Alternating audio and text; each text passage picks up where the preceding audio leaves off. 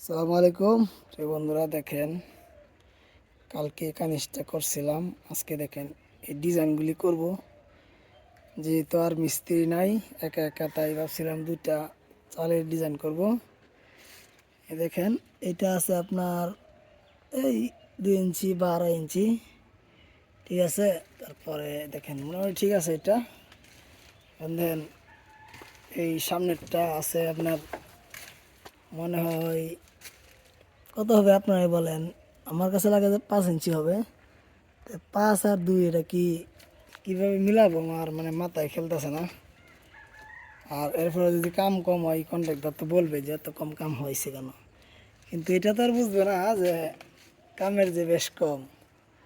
আসলে রোড মিস্ত্রিরা তো কইরা থেকে যায় গা, পরে বাসটা যায় আর কি রাজমিস্ত্রির উপর দিয়া। দেখেন এটা প্রায় 5 ইঞ্চি মোটা এইভাবেই।